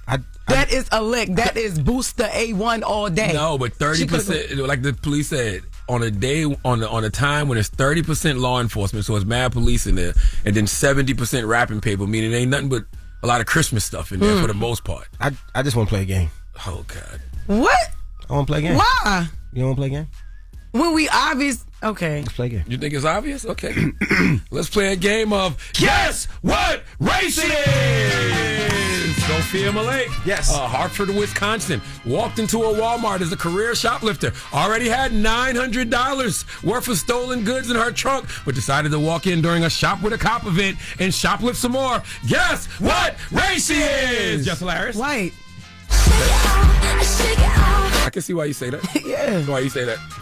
First of all, Wisconsin. Okay. And she thought like she wouldn't be caught amongst all them cops. Mm-hmm. That's white people. Yeah. Okay. All right. DJ Envy, yes. 24-year-old Sophia Malik, yes. career shoplifter from Wisconsin, walked into a Walmart during a Shop with a Cop event and decided to shoplift even though she already had $900 worth of stolen goods already in her trunk. Guess what race she is? White! White, chicken, white, chicken, thought she was going white. Well, Jess Hilarious and DJ Envy, I want both of you to know that you are absolutely, positively correct. She hails from the Caucasus Mountains. She is absolutely, positively Caucasian. Oh, yeah. She's had white Christmases for the last 24 years. Yes. Okay. Yes. Only white person gonna go into a store with a bunch of cops outside and still think they could get away with it. She thought she was gonna blend in. I'm telling you, that's how them white people think. Like this is a privileged white. You can look at her and tell. Like she's like, I can't believe y'all arrested me. Like y'all arrested me. She look mad. She had no money to dye her hair. She ain't got no money to. She tried to lie and say that she was stealing for our kids. All them damn toys. She's like, Walmart is mine. Okay, Right. career colonization. It's okay? white. Like, Yes. white. Yeah. All right. Well, thank you for that donkey today. Now, when we come back, we have Isaac Hayes III, one of the owners, the owner of Fanbase, of course, a social media app. We're going to talk to him. He's raising some money to make sure the app stays alive and continue some of the great features that the app has. We're going to talk to him next, so don't go anywhere. Oh, you got Bing Crosby? That's Bing Crosby? Garth Brooks. I'm about to say. I'm dreaming of a white Yes, you are, Andy. Christmas. Yo! That's the Breakfast Club. Good morning. Morning, everybody. It's DJ NV, Jess Hilarious, Charlamagne the Guy. We are the Breakfast Club. Loren LoRosa is here as well. And we got a special guest in the building. We have Isaac Hayes III. Good morning, brother. What's up, guys? How you doing? Good. Black and highly favored. How you, my brother? I am excellent. I am highly favored and blessed as well. So what are we doing today, Isaac? What are we doing? What do you mean what we doing? We're closing this round for Fanbase. We're closing this equity crowdfund for Fanbase. It closes today. I feel like this is a great opportunity for everybody to give an investment as a gift for people. I've been here before, talked about the importance of investing, but especially with social media, I think we really need to galvanize right now at this time. Because the world is shifting. And so I'm telling everybody to go to startengine.com/fanbase and invest to own equity in the company. $3.99 is the minimum investment, but it's a bigger story than just investing in Fanbase. So when people ask the question, they say, okay, you've raised millions of dollars for Fanbase. They may want to invest. Walk us through line by line how that capital gets deployed. Number one, infrastructure. So we just built a brand new algorithm. We spent almost half the year working on that. We have some new key hires. All of this capital gets deployed in hiring better people, like really people that used to work at Meta, they used to work at TikTok, they used to work at Snapchat, and those salaries aren't cheap. We also have to hire engineers to build what we're building and develop those products, and it takes time. Honestly, the amount of capital that I've raised over a 5-year period, some people get deployed 5 times that capital in 1 year, and they burn it all and they go out of business. And so we've had to really stretch. You know how they say, mama say you make the money stretch, make the food stretch. Yeah. We've had to really make this capital stretch with this company, but it's a testament to our ability to spend wisely, hire effectively, and continue to build the best product. No, I agree with you because we see these tech companies, they get crazy donations all the time, raise a lot of capital, a lot more capital than you have. How much have you raised over the last 5 years? $23 million. $23 million. Like that's. I mean, I'm not gonna say that's nothing because it is something. Right. But It's a lot. compared to the other tech companies, they get $100 million in a month. Man, listen. Some of these companies have raised like $150, $300 million and have not built but one feature, and they're not even around anymore. And that's because they blow the money. It's really tough for black founders. People don't understand, like, black founders get less than 0.5% of all capital raised. They don't want DEI. They're not trying to give us money. And especially someone like myself that is disrupting the tech space in building something that we can own. And then, black people are on the side of ownership. Like, we don't own nothing. I know we talk about a lot of this, a lot about building generational wealth and, those types of things, but we don't own the sports teams. We don't own the record labels, and we don't own, Hollywood, and we help build up all of these infrastructures, and we don't own them. In social media, we help build up social media, and they tell us to kiss their behind, and they don't want DEI and all that kind of stuff. And so, for me, this is a mission. This has been my mission, will continue to be my purpose and my calling, to continue to build this company, allow us to finally have the infrastructure of something that can be worth hundreds of billions of dollars and pull us all up and give us opportunity. We do have to acknowledge the black people who do own things, though. I think I've heard you say that before, but I think the Urban Ones of the world, Kathy Hughes, Worldwide Technology, like there's it plays things like Uncle Nearest, like there's a lot of things that black people do own.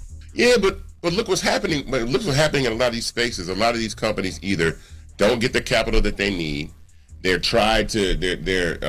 handcuffed in what they're able to do. And you really just name like 3 businesses out of like, 500,000. Oh, I can keep going. I mean, there's hundreds of black-owned businesses. I'm just saying, like I think sometimes we put that narrative out there, and I think we got to be more specific. Like black people can own more in the tech space for sure. Mm-hmm. But we do own things. Yeah, but the biggest problem about it, Isaac and Charlamagne, I feel, is sometimes we talk to people like they should know, right? A lot of these businesses that are getting these millions and 20 million and 50 million and raising $150 million are investors that have the money and know why they're investing and hopefully know where their money's going. But for like somebody like you, Isaac, who's been on the Breakfast Club a numerous times and asking for money for crowdfunding, I think people want to know where that money is going and why. Break it down on a level where people will understand and what's next for fan base. No, but the reason I'm asking, and break it down for what fan base is and how much money is needed to make sure this gets to the place of a Meta or a Twitter or Facebook or Instagram, because you have to tell people like what's the overall goal and what's needed to fan base is self-sufficient, so we don't have that, or will it always be a thing like that for people that don't understand and don't know? No, I think to explain how capital is deployed is, it's kind of what I said earlier. Tech companies social media platforms are not cheap, right? Correct. And so there's 2 things. It's how fast you can build, how well you can build, you know what I'm saying? And so if you don't have capital to build the right product, then it's not gonna happen. So we have salaries, we have infrastructure, Correct. We have all the tech stack, all the things that we do. Like we employ about 40 people. We have a lot of C-suite executives that are working, and all this stuff is built and rolled into a company that is trying to fight the fight against major tech corporations. Now, to explain what fan base is and understand why that it costs what it costs, fan base is basically social media through the lens of black ownership, but the functionality is the same, right? We do have posts, we have stories, we have live, we have short form, we have long form, we have audio chat, we have an algorithm, we have DMs, we have subscriptions, we have tipping. All of those parts are put together in one platform, right? And integrated so that people can have the ability to monetize their content from the moment that they sign up, build community. And when you compare fan base, and I'll tell anybody to do this, compare fan base to your experience that you get on a TikTok or experience that you get on an Instagram, and just grade us based off that. But remember that those companies have 30,000 engineers and have, billions of dollars of capital. And here we are, building up from the ground up from scratch with a small team, and we're still here. And I think that's really the most important part. And then the things that we're actually breaking, we're actually breaking the opportunity for black people to get into the microdrama space, for users to actually monetize their data and have it trained by AI if they want to. But on Instagram, TikTok, Facebook, they're training off your data right now and not paying you anything. And so this is a real challenge, but it's a lot of moving pieces and parts that come together to make this machine run. How many months of runway does fan base currently have? We have about 18 months of runway, a little bit longer than that. And you understand, even in that amount of time, there's so much that you have to accomplish in that period of time, because you're always going to be raising capital. I think the difference between what I do and what everybody else is, you publicly hear that I'm raising all the time. But startups are raising all the time, 50 million, 100 million, 200 million, 300 million. But it usually comes from VCs and private equity, and those deals aren't always made public. This is made public because the people that are investing are not the rich guys and the billionaires and the oligarchs. Correct. It's you, it's me, it's the people that we know that are putting their money into the business. And so that's why it's so public and you see everything all the time. So when you say people are investing, so you say the minimum investment is $399. So if somebody invests that $399, what percentage are of the company, or how much of an investment are they getting? What's the ROI on that for somebody who, because it's tough out there. But so if somebody wants to give $399, they want to know what they're getting back. Yeah, so every investment that you make, especially in an early stage company, you ride the life of the investment. Correct. So you're here from the beginning all the way till we either IPO or somebody acquires the company. So you see, like if Warner Brothers is about to get acquired, and that's a different scenario, but when that company is acquired, the shareholders in that company will all be bought out, right? And then Netflix or whoever will acquire that company. So when you do early stage investing like that in seed startups, that's what you get. And so for $3.99, you're getting a small piece of the company. But the upside of what I tell people is that the value in which these tech companies get to is where you see a return on your investment. So we're valued at $160 million right now. I want to put that in perspective of what Meta is valued at. Meta is a $1.9 trillion company. So you think about 1.6 billion, 16 billion, 160 billion, that's 1,000x return. So someone that invests $3.99, even if we get to something that is 10 times less valuable than Meta, 5 times less valuable than TikTok and Instagram, that's still 1,000x return on the type of investment that you're putting in there. And that's the part that people don't understand. When you invest in any business, they tell you like 15% is an amazing return on an investment. And I didn't raise capital this way to give somebody 15% back. I didn't want somebody to put in $400, right, and give $440 back. I'm not doing it for that, or $445 back. That's not what I'm doing. I'm investing. I built a tech company so that people could put $400 in, $250 in, and together we build something that can be worth hundreds of billions of dollars. That's still far below what other tech companies have, and exit that company. And then at that time, we're distributing generational wealth to our people because it's tech. The fastest way to grow wealth right now currently is in the tech space, and you can't save your way to wealth. You have to invest. We don't think a lot about investing nowadays. We're not really thinking about, putting our money into things that we can see a long return. They will tell us to go do prize picks and gamble and play the lottery and go to Vegas. Like that's all that. All of that is the stuff that they push on people of color. No one in these other rooms, people are getting together quietly and saying, hey, put your money in this startup, put your money in that startup. And they're not telling the average person to do this kind of thing because that's the lockout. They want the access to the best deals. All the VCs and investors want the access to the best opportunity to invest. And so that's why this is important. This is breaking a whole system down that a lot of people don't. I've seen more people now use equity crowdfunding, especially people of color, since I started. And I was one of the first people to really start doing this to have major success at it. Now everybody does equity crowdfunding. I've seen startups, and I've introduced multiple people to equity crowdfunding because it's a way to circumvent the racism, the discrimination, and all the things that exist. And so that's why it's important. So when should investors reasonably expect a return, and in what form would that ROI look like? So that ROI would be probably 8 years. I always say 6 to 8 years is when you invest, right? And you see a return. Like prime example again, like Uber had seed investment in 2010. In 2019, they went public. So it took 9 years. But the people that invested in that 9-year period saw a 5,000x return, right, on that investment. And those are people that put $5,000 in and saw $24 million come back, right? And so any early stage company, you would think between 6 to 9 years, you would get a return on your investment. And then how that happens is through a liquidity event. And the liquidity event is somebody either buys the company, like somebody says, okay, we're going to buy fan base at a higher valuation than it was before, or we go public, which is still selling the company. And that's when you ring the bell on the stock market and everybody can sell their shares that day, and that's when money comes in and people and buy shares. And so that's how it works. Now, hold on now. You said 5 to 6 years. So people are going to be looking like, wait a minute, I put money in back in 2019, 2020. So you sure you? We didn't really raise capital. We didn't close our first round till 2021. Okay. Right? Okay. So that's what I'm saying. We didn't close our first round till 2021. And also those are people that get like VC dollars, Charlamagne. That's what I'm saying. Like people don't understand how incredibly hard this is, but I love it because it's the biggest challenge of my life, and we're being successful at it. And we'll continue to be successful, but man, like this is this is an amazing a journey and process for me. But yeah, this is hard. It's also teaching. It's also teaching because we talk about generational wealth, and it talks about some of the times where people don't understand because we've never been taught. It's not like we've had millions and millions of dollars passed down from generations like other backgrounds have. So it's also a teaching method, right? So you're teaching people what it means to crowdsource and to get money and to put money down and how much money you can get back. So it's also a matter of teaching. So answering the question shouldn't be really a problem because you're teaching a generation that might not know.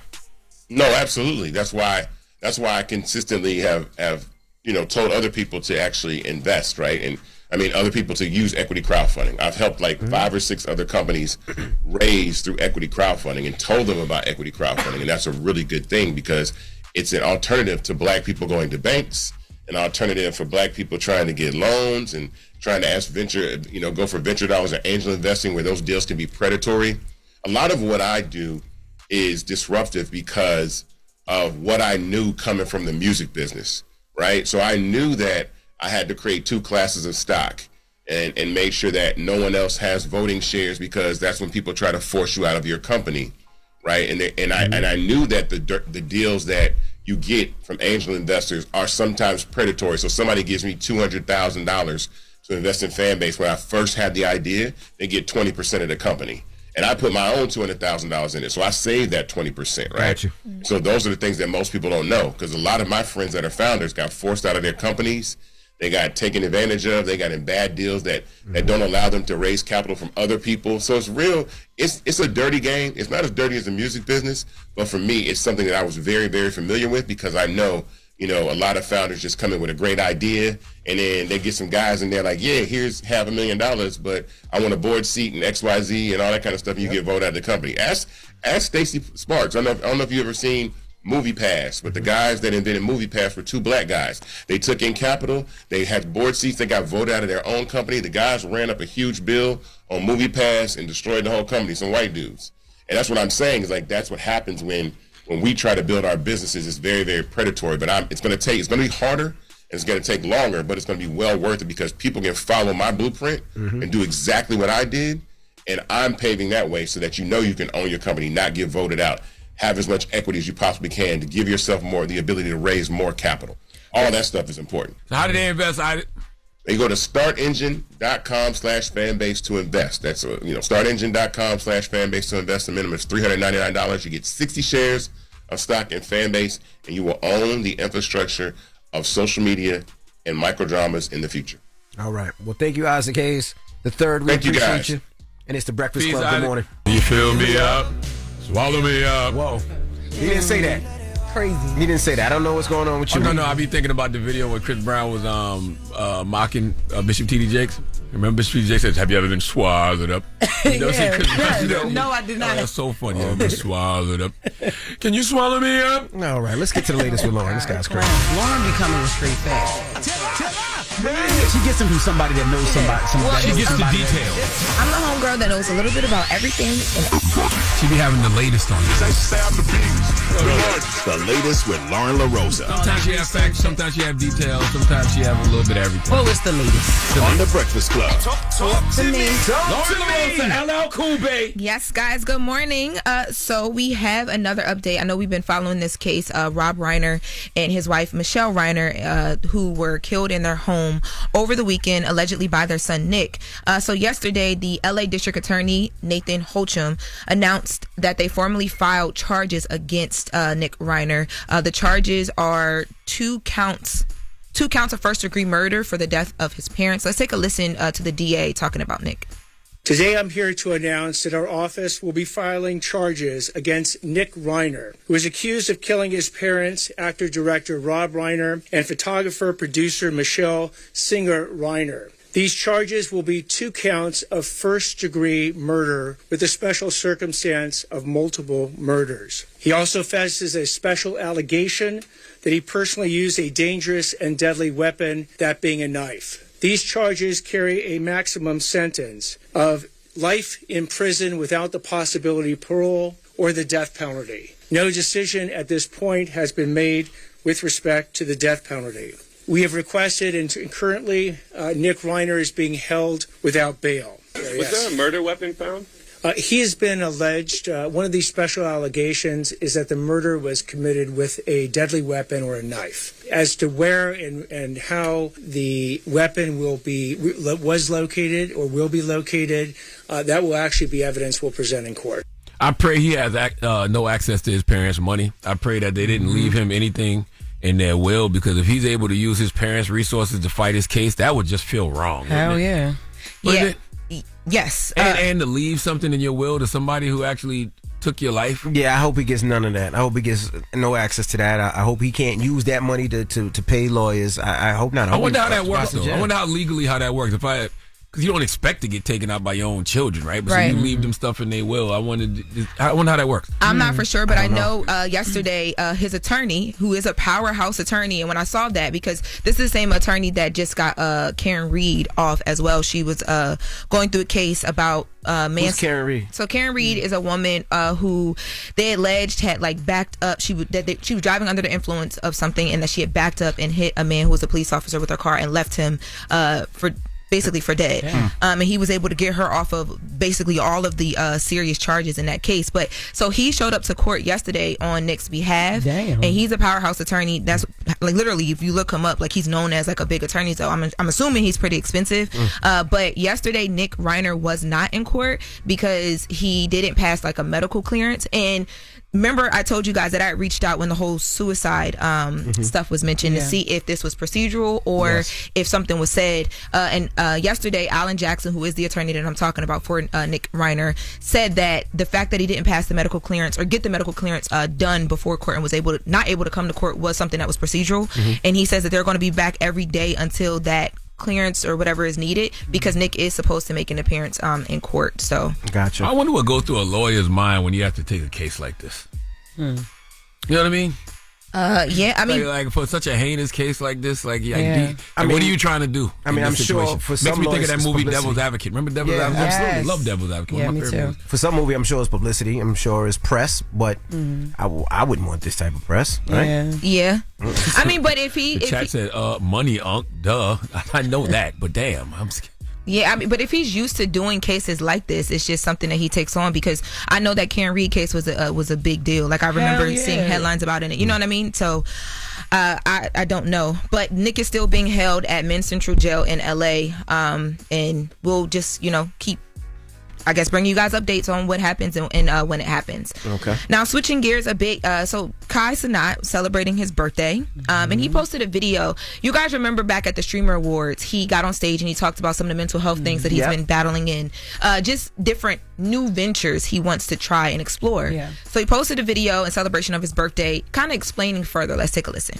A few days ago, I spread awareness on mental health and how important it is to take care of yourself. And honestly, for the past few months, I've been struggling with mental health out of self-doubt and fright of pursuing goals that I really want to achieve. And the reason I've really been in my head is because I just wanted to do more. I've gained to realize that I'm a true creator and I'm very passionate about creating. And I have other goals and things that I just want to achieve. I would love to show you guys what I've been working on for the past few months through my more personal page, which is KC3 Hidden. I just want to let you guys know that sometimes it is important to take care of your mental health. And honestly, it's been getting better. But out of frustration and fear, I just been in my head for some reason. I never had this feeling before, but I truly want to create. And I don't know if I'm getting mature or I'm just looking things at a broad point of view, but I am so passionate about creating in general, and I'm excited to show you guys what's going on. Thank you. Shout out to Kai. Yeah, shout out to Kai. You got to remember, Kai's only 23 years old. Yeah. So the fact that this is coming fast, the fame, the money, and everything, it takes a lot. So I'm glad he's getting him,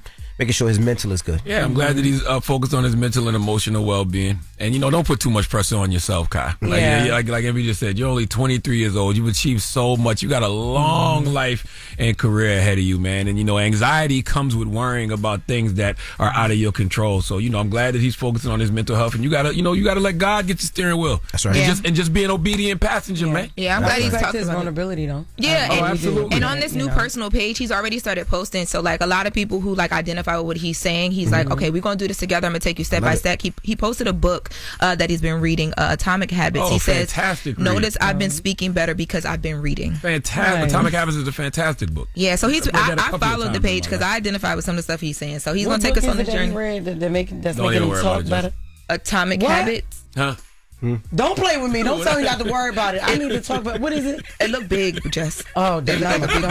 Y'all are crazy. All right. I do want to tell one more thing, though. Yes, sir. And I've been saying this a lot to a lot of people, and I want y'all to remember this, man. 2025 is a 9-year. 9 means completion. So if you feel like some things are coming to an end, it's because they are, okay? And it's the year of the snake. So you're supposed to shed everything that no longer serves you and make way for new beginnings. So any shifts you are feeling in your mental and your emotional, you're supposed to be feeling, okay? It's supposed to be happening. Embrace it. Okay, you got what, 14 days? That's right. You got 14 days until the year of the horse. So embrace it. Shed everything that no longer serves you leaving 2025. It's about endings because it's a 9-year, and it's about new beginnings. So please, so it's okay to feel like that right now. All right. Well, that is the latest with Loren. The mix is up next. It's all about my New York Knicks. Congratulations, New York Knicks. Did you hear what she just said? What? I'm going to go to God and ride a horse. They do it on the beach. It'll help me I'm going into the new year of the horse. It's the Breakfast Club. Morning, everybody. It's DJ NV, Jess Hilarious, Charlamagne the Guy. We are the Breakfast Club. We got to salute to Tamar Braxton for joining us this morning. That's my girl. Her new album, Heartbreak Retrograde, is out right now. And also Isaac Hayes III, of course, he's the owner of Fanbase. He stopped through this morning as well. That's right. Now, you're in D.C. this weekend? I am in D.C. this weekend. Big D.C. I start Thursday. We got shows tomorrow, Friday, Saturday, and Sunday. So D.C., y'all got me for 4 days. It's a 4-day weekend because I just got to keep adding shows. 4 shows have sold out, so we had to add 5 and 6. Hopefully, I'm going to keep adding them because I got to make up for the 2 free ones that I just did. But we collected over 1,000 toys, and we will be able to serve the Baltimore communities, the less fortunate families who cannot give their kids Christmas. So, but DC, if you have not gotten your tickets yet, new shows were added. JessHilariousOfficial.com. Me and Desi will be doing meet and greet. I will be doing meet and greet, and I will have merch available, guys. So get your tickets if you haven't yet. I'll see y'all tomorrow, DC. All right. Charlamagne, you got a positive note? I do, man. I'm just been reminding y'all every day, and I'm going to remind y'all every day that this is the year of the snake. It's 14 days left. And you're supposed to shed everything that no longer serves you to go into 2026 to make way for the year of the horse. And I know people always like to say snakes are bad, but just know that snakes are a symbol of transformation. They teach us how vital it is to shed what no longer serves us. Snakes must literally shed or die. So as painful as letting go of what restricts us can sometimes be, it's what allows us to survive, grow, and thrive. So shed, y'all. Y'all got 14 days left to shed what no longer serves you. Have a great day. Breakfast Club, bitches. Y'all finished or y'all done? Woke up. Wake you up. Wake that ass up. Program your alarm to Power 105.1 on iHeartRadio.